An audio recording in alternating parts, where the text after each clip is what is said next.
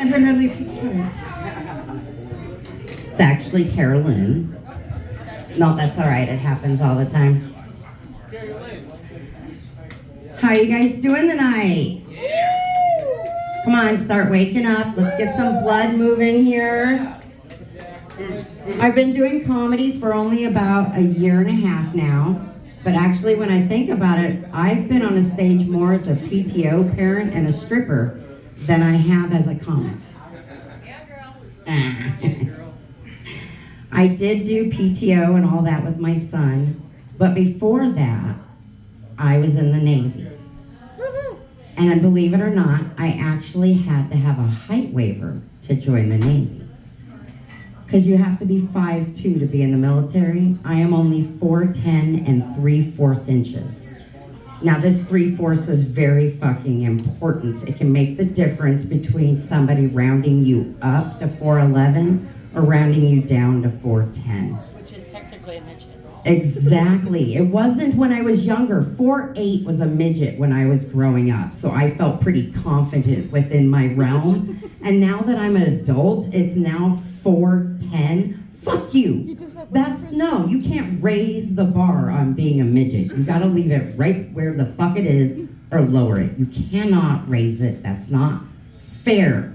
I have enough trauma to fucking work through, adding the fact that I'm now dating a midget fucker. Yeah. You know? Very marketable. Very marketable. When I was in boot camp or military, one of my favorite things was boot camp showers. I mean, think about it. I mean, look at my height. I'm boob height. There's 86 girls in boot camp. That's 172 titties, just in case you needed the math. I can't look up. That's waterboarding. I can't look down. That's reverse waterboarding with shampoo.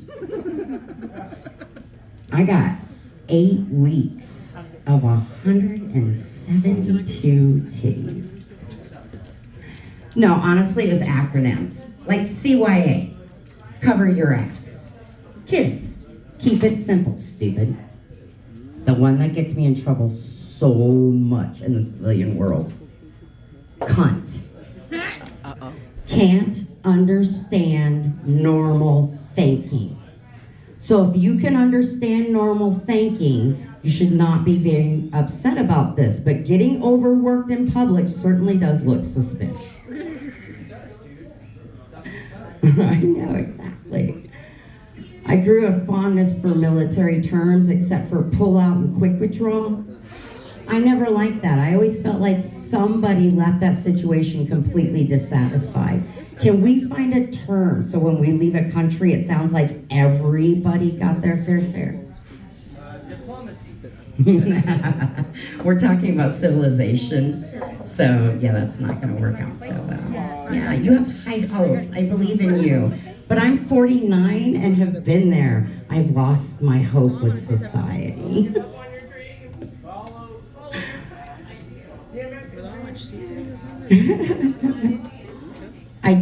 I'm really happy that females now get to do more in the military. When I joined, there was only certain ships we can serve on. And now we can do almost anything in the Navy. But the one place I don't think we belong is on submarines. There is no way you can get, I think there's 68 of them that go under, and have men and women go under a sub for 6 months and somebody not come up pregnant.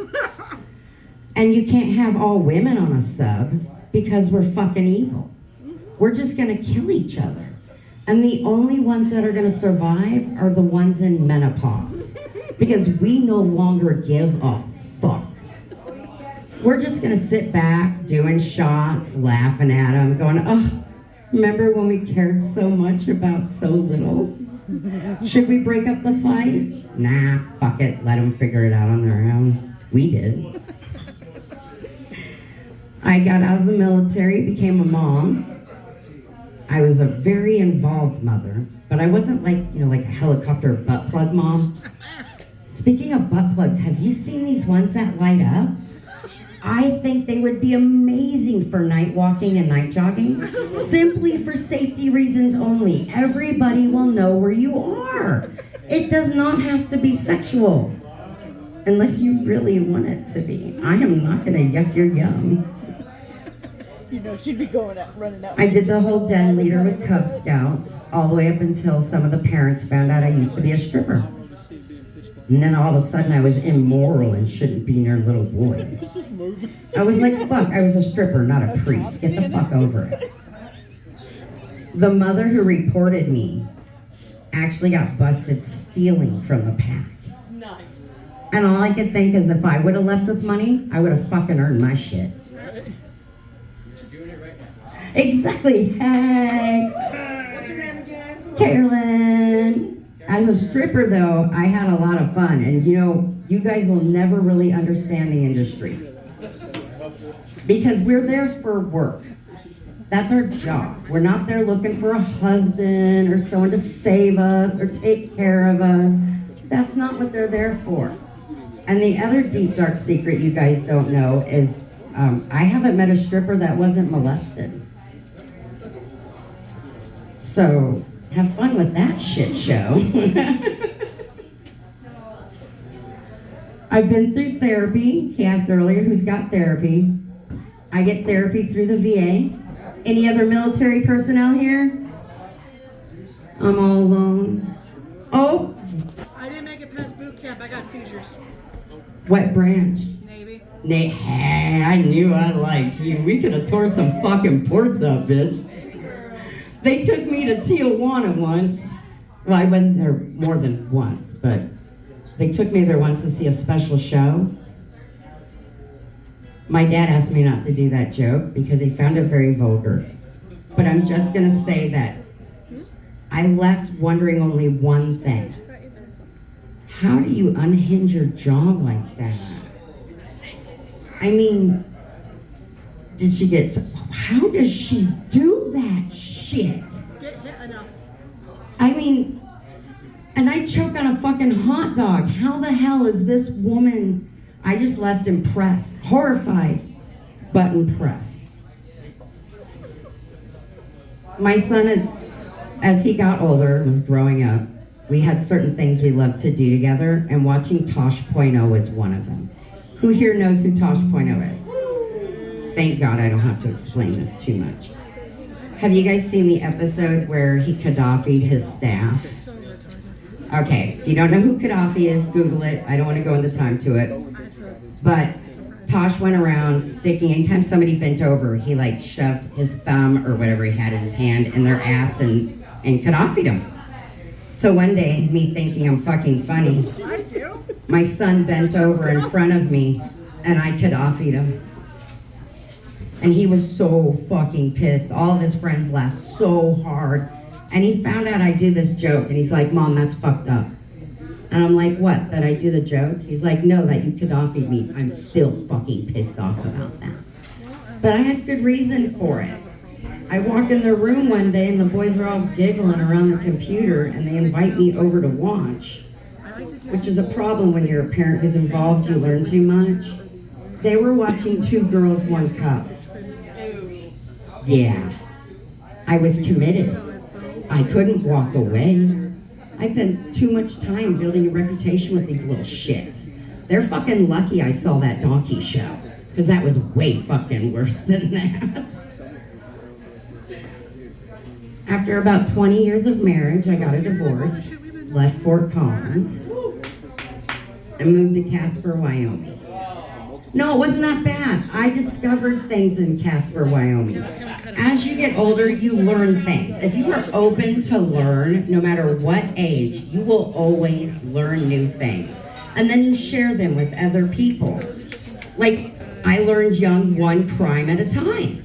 I pass this on to many people. I have many friends who are grateful for the phrase, one crime at a time. If you're high, don't drive. You don't want to do two crimes. One crime, well, it was illegal back then. It's new. Remember back in my day, we couldn't call them bongs or weed pens. We just had to go in and speak some code of a tobacco water pipe and shit. You guys don't understand the fuckery we went through when we were 16 just to buy a glass pipe. You'll never understand. But I forgot what I was saying. I got distracted.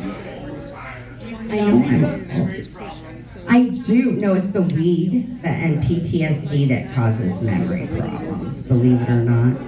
It's a true thing, yeah. My therapist in some of our sessions up in Miles City, Flash at 15. it gets so fucking cold up there. I thought Billings prepared me. The year I spent here prepared me for Miles City. I went up there and I think it was January, I asked Alexa every morning, Alexa, what's the wind chill? Because out here it doesn't matter the temperature in the winter. It's the wind chill that tells you how you're gonna dress. So I asked Alexa what the wind chill outside is. And she said negative 40 degrees with a high of a negative 13-degree wind chill. Dusty, Alexa's fucking broken. And then I learned what hoarfrost was. That's fucking beautiful. And they told me it would go away when it warms up. It stayed all fucking day. It never fucking went away. I'm like, oh my God, my serotonin is fucking freezing. My internet keeps freezing. I'm in the middle of a therapy session working through some dark shit. And she like freezes with the most fucked up look on her face ever. And I can't help but to wonder, did I just break my therapist?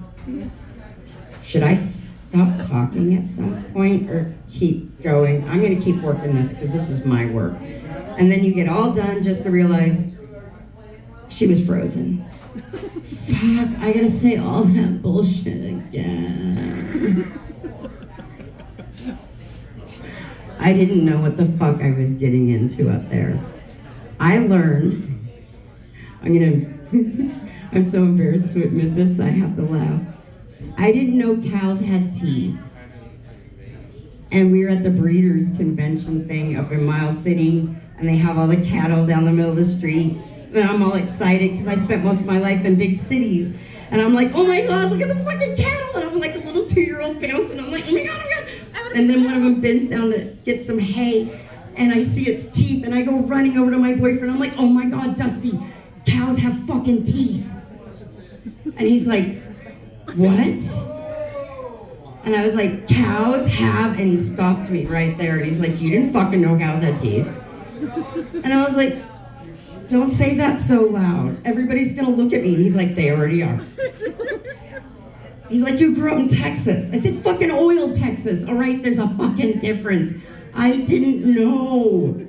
But now I do, and I'm smarter for it. And then I found out, get this shit, they're born with their teeth. Yeah, no shit. Cows are born with their teeth. Now here's my confusion. I did take ag for a year, and I heard the rumors of what the guys were doing with the baby calves and shit. That's part of why I thought cows didn't have teeth. I thought their 4 stomachs did all the work. So now I'm sitting here thinking those fucking dudes in high school were putting their in a cattle's mouth with it. What the fuck? And you yell at me if I scrape? Fuck you! That's not right. Everybody knows cows give the best gum. But it's not gummies. They've got teeth. He always does tell me the more you practice, the better you'll get. And I do want to be the best cocksucker I can be. But still, why get mad at me when I scrape a fucking cow? That blew my Next mind. time you give me shit, I'm The other thing I learned is that girls can actually have multiples. only with the right guy. Yeah, I know. You have to be able to be comfortable and relaxed and secure with your partner. I know this now. I didn't know this before. No, You You've don't? been up a little Oh, longer. fuck. Well, I never had anybody try, apparently, because I was 46 years old when I had my first multiple orgasms. And I yelled out thank you so many times that it kind of freaked him out and he had to stop and make sure I was okay. When I moved out of my dad's house and I followed him all the way to Billings, Montana. That's how I ended up here before Miles City. My dad was a little pissed off that I left. And then he saw my bit that I did on my YouTube page about my first orgasms and discovering squirting, and called me and told me, I'm no longer mad at you, I understand now. And what's that say about my family? That it takes knowing I never knew girls could really come. I thought it was fake, like a little bag, or they were peeing. No, there's nothing more powerful than making a man sleep in your fucking wet spot. And that's my time. I thank you guys so much for coming out and giving me a chance.